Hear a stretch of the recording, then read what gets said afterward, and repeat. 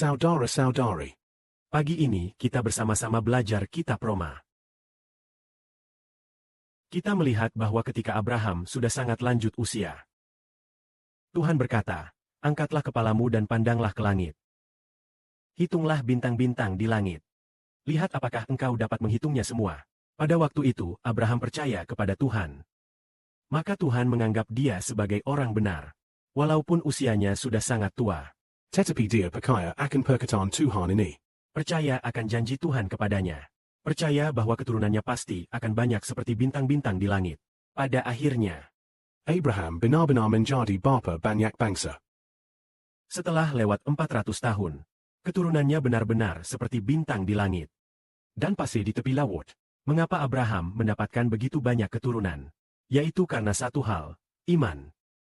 Yaitu hati yang percaya kepada Tuhan. Maka keturunannya Semua seperti bintang di langit dan peza di tepi laut. Maka hari ini kita berkata demikian. seperti yang tertulis dalam Alkitab, yang percaya dan dibaptis pasti akan diselamatkan. Yaitu jika seseorang percaya kepada kematian Yesus dan dibaptis dalam nama Yesus, Dia pasti akan diselamatkan. Jika dia benar-benar bersedia mati. dan menyatakan dirinya masuk ke dalam nama Tuhan Yesus Kristus. Maka orang ini adalah orang yang beriman dan diselamatkan. Orang yang beriman dan diselamatkan adalah orang yang percaya kepada nama Tuhan Yesus Kristus. Karena ada iman, dia mengambil tindakan dibaptis. Akhirnya dia diselamatkan. Tadi malam, saudara Sibo di desa ini ketika akan tidur. Sebentar. Ketika hampir tertidur, tiba-tiba Roh Kudus berkata demikian. Desa ini sepenuhnya dikuasai roh jahat, yaitu semua orang di dalamnya penuh roh jahat. Lalu kami segera bangun dan berdoa dengan sungguh-sungguh. Kemudian teringat, mengapa desa ini ada roh jahat?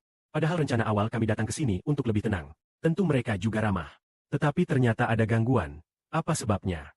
Ternyata di dalam mereka ada ular. Maka kami membunuh, terus-menerus membunuh ular di dalam mereka. Dalam nama Yesus Kristus membunuh.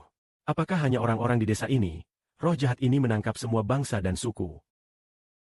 Di dalamnya penuh roh jahat. Yaitu di dalamnya adalah roh jahat. Itu sama saja keturunan ular berbisa. Yaitu keturunan iblis. Tetapi tidak berarti bahwa dia akhirnya pasti milik iblis. Jika dia tidak mau bertobat, tidak mau menerima Yesus, maka pasti akan binasa. Ternyata kita semua adalah berhutang Injil kepada anak-anak manusia. Yaitu ingin membuat orang karena percaya kepada Tuhan. Maka berhutang supaya mereka mendapat hidup kekal. Artinya, Bapa tidak memberikan nama lain yang olehnya kita diselamatkan. Hanya memberikan nama Yesus Kristus. Supaya kita pergi percaya kepadanya dan dibaptis. Jika seseorang percaya kepada nama Yesus dan dibaptis, maka pada awalnya yang tinggal di dalam dia adalah roh ular berbisa. Sekarang karena dia percaya kepada nama Tuhan Yesus dan dibaptis, roh di dalamnya yaitu roh ular berbisa dibunuh. Dikembalikan kepada roh yang mula-mula ala berikan ketika menciptakan manusia itu bagaimana. Rohnya akan menjadi demikian.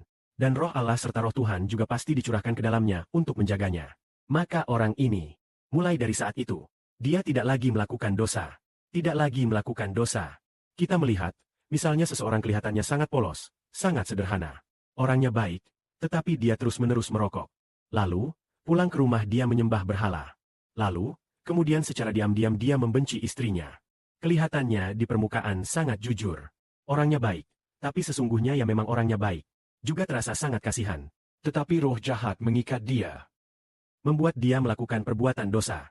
Maka ketika kita melihat bahwa dia adalah anak dari Allah yang sejati, maka tidak mungkin membiarkan roh jahat terus menjadi ilah bagi manusia.